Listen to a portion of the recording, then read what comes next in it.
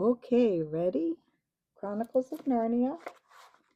This is book 4, Prince Caspian. And this is chapter 8, How They Left the Island. See that? Okay. So, chapter 8, How They Left the Island. And so, said Trumpkin, for, as you have realized, it was he who had been telling all the story to the 4 children, sitting on the grass in the ruined hall of Cair Paravel. And so I put a crust or two in my pocket, left behind all weapons but my dagger, and took to the woods in the gray of the morning. I'd been plugging away for many hours when there came a sound that I'd never heard like the of in my born days. I won't forget that. The whole air was full of it, loud as thunder, but far longer, cool and sweet as music over water, but strong enough to shake the woods. And I said to myself, if that's not the horn, call me a rabbit. And moments later I wondered why he hadn't blown it sooner. What time was it? Asked Edmund. Between 9 and 10 of the clock, said Trumpkin. Just when we were at the railway station, said all the children, and looked at one another with shining eyes.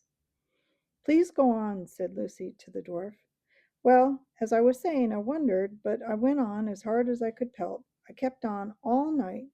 And then, when it was half light this morning, as if I'd no more sense than a giant, I risked a short cut across open country to cut off a big loop of the river and was caught. Not by the army, but by a pompous old fool who was in charge of a little castle which is Miraz's last stronghold towards the coast. I needn't tell you that they got no true tale out of me, but I was a dwarf and that was enough. But lobsters and lollipops! It's a good thing that the seneschal was a pompous fool. Anyone else would have run me through there and then. But nothing would do for him short of a grand execution, sending me down to the ghosts in the full ceremonial way. And then this young lady, he nodded at Susan, does her bit of archery, and it was pretty shooting, let me tell you. And here we are. And without my armor, for of course they took that. He knocked out and refilled his pipe.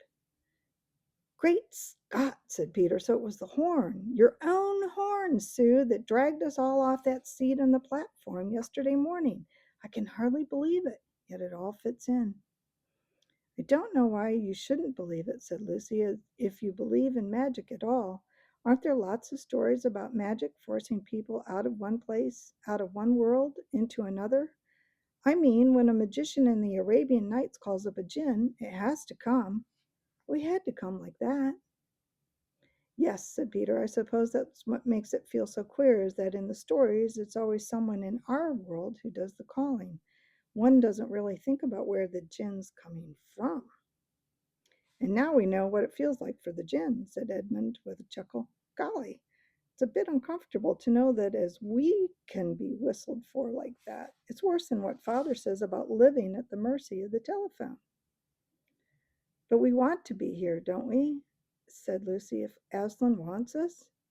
Meanwhile, said the dwarf, what are we to do? I suppose I'd better go back to the King Caspian and tell him no help has come. No help, said Susan, but it has worked, and here we are. Yes, to be sure, I see that, said the dwarf, whose pipe seemed to be blocked. At any rate, he was very busy cleaning it. But, well, I mean. But don't you see yet who we are? Shouted Lucy. You are stupid. I suppose you are the 4 children out of the old story, said Trumpkin, and I'm very glad to meet you, of course. And it's very interesting, no doubt, but no offense. And he hesitated again. Do get on and say whatever you're going to say, said Edmund. Well, then, no offense, said Trumpkin, but you know, the king and Truffle Hunter and Dr. Cornelius were expecting, well, if you see what I mean, help. To put it another way, I think they'd been imagining you as great warriors, and as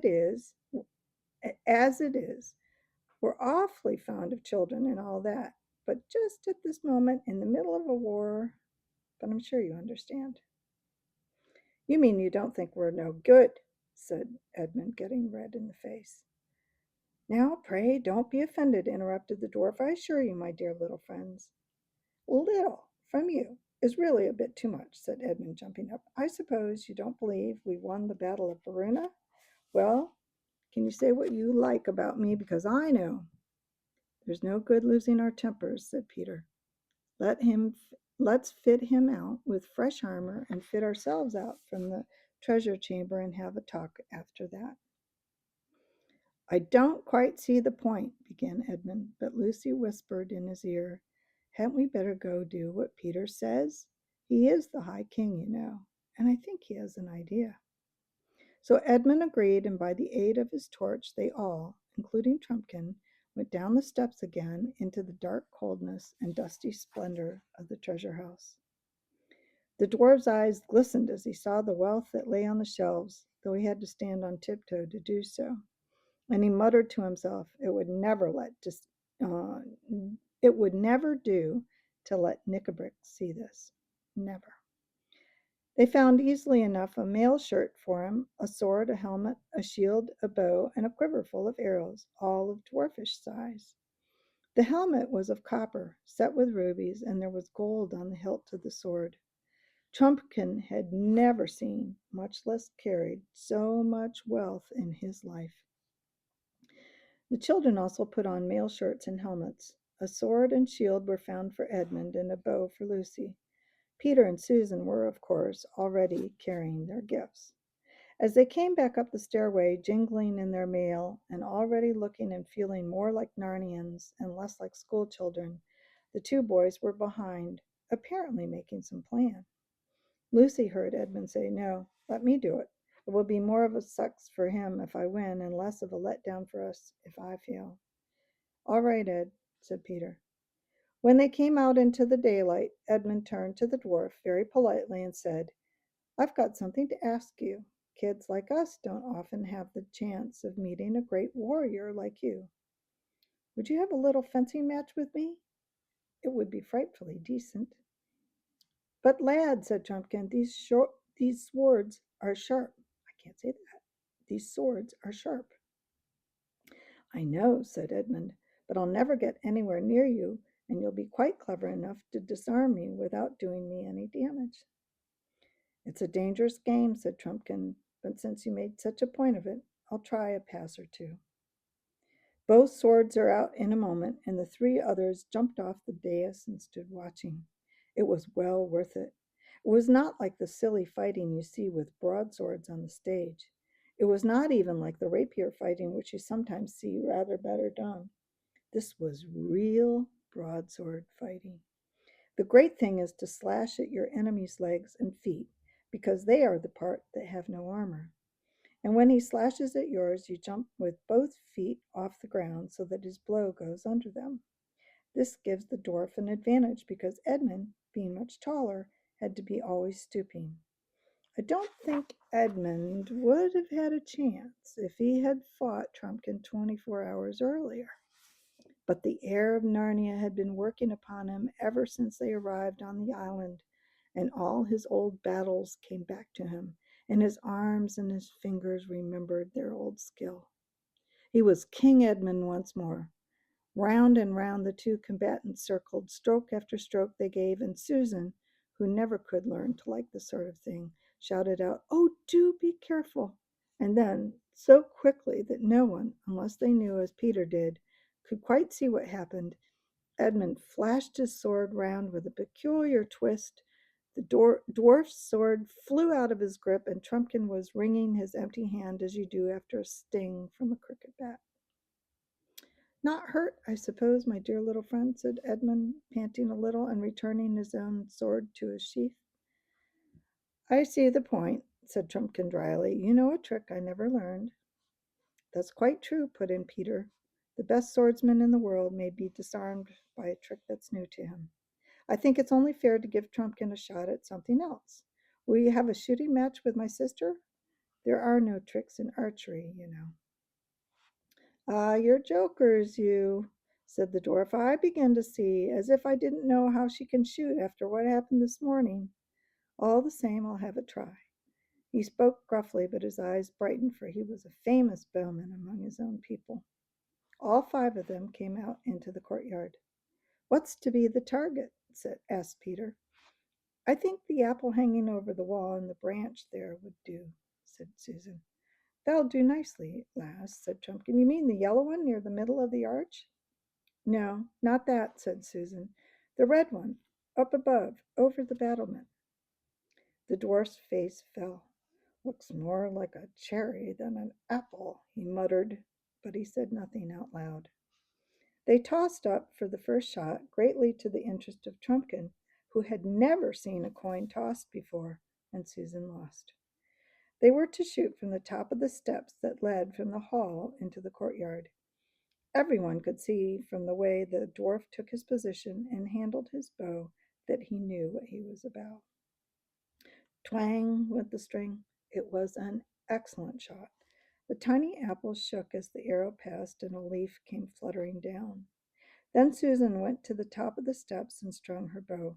She was not enjoying her match half as much as Edmund had enjoyed his, not because she had any doubts about hitting the apple, but because Susan was so tender-hearted that she almost hated to beat someone who had been beaten already. The dwarf watched her keenly as she drew the shaft to her ear. A moment later, with a little soft thump, which they could all hear in that quiet place, the apple fell to the grass with Susan's arrow in it. "Oh, well done, Sue!" shouted the other children. "It wasn't really any better than yours," said Susan to the dwarf. "I think there was a tiny breath of wind as you shot." "No, there wasn't," said Trumpkin. "Don't tell me. I know when I am fairly beaten. I won't even say that the scar of my last wound catches me a bit when I get my arms well back." "Oh, are you wounded?" asked Lucy. "Do let me look."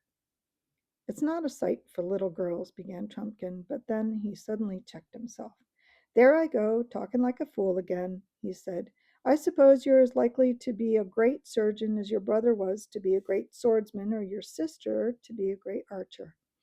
He sat down on the steps and took off his hauberk and slipped down his little shirt, showing an arm as hairy and muscular in proportion as a sailor's, though not much bigger than a child's. There was a clumsy bandage on the shoulder, which Lucy proceeded to unroll. Underneath, the cut looked very nasty, and there was a good deal of swelling. "Oh, poor Trumpkin," said Lucy. "How horrid!" Then she carefully dripped onto it one single drop of the cordial from her flask. "Hello, eh? What have you done?" said Trumpkin. But however he turned his head and squinted and whisked his beard to and fro, he couldn't quite see his own shoulder.